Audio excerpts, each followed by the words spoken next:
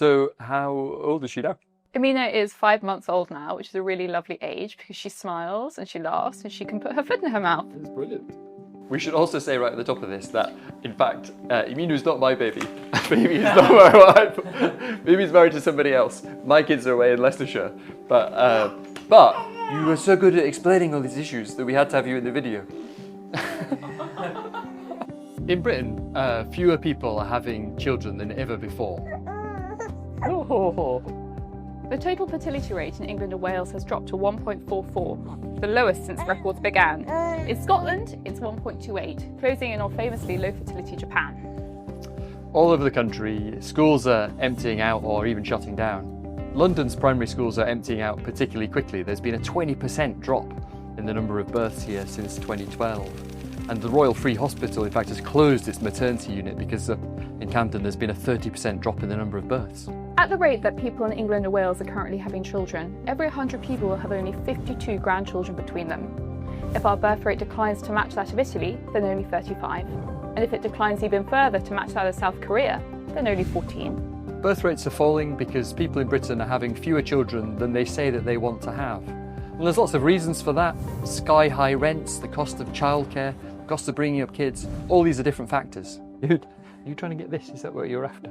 Parents are more likely than those not raising children to be struggling financially and behind on their bills and mortgage payments. We are a country where increasingly it's wealthy people who are having children and poorer people who just can't afford to do so. And as I discovered when I was trying to access it, getting IVF on the NHS is a total postcode lottery. For many people in Britain, parenthood just isn't something they can say yes to, no matter how much they want to. But this also has consequences for everyone because of the ageing society.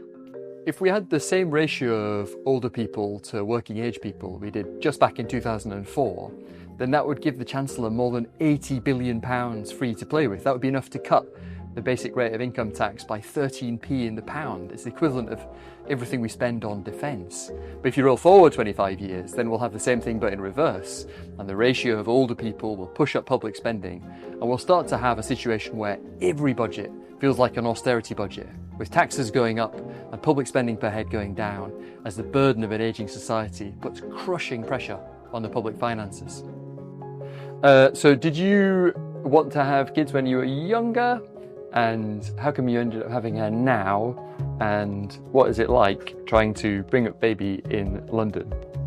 So I ended up having her when I was 28. I've been with my husband quite a long time. I think in some ways we would have preferred to do it sooner, but it was difficult to save up the deposit to get our own place. So we had to wait a bit. We did. It was hard. We did, we had to wait. Something else about living where we do is that we get a lot of help from my mum and dad. That makes things a lot easier. I mean, there are a lot of people who don't want to have children.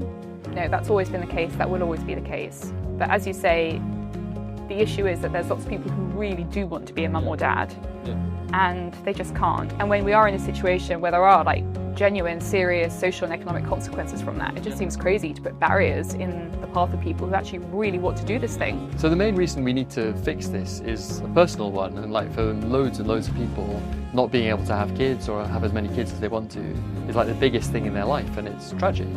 But as it happens, it's also totally essential for the future of our society. It's like, if we don't fix this problem, then our society is just not going to exist in the way it has done. We need to make it easier to be a parent in the UK. There's a lot we can do, and we need to start now.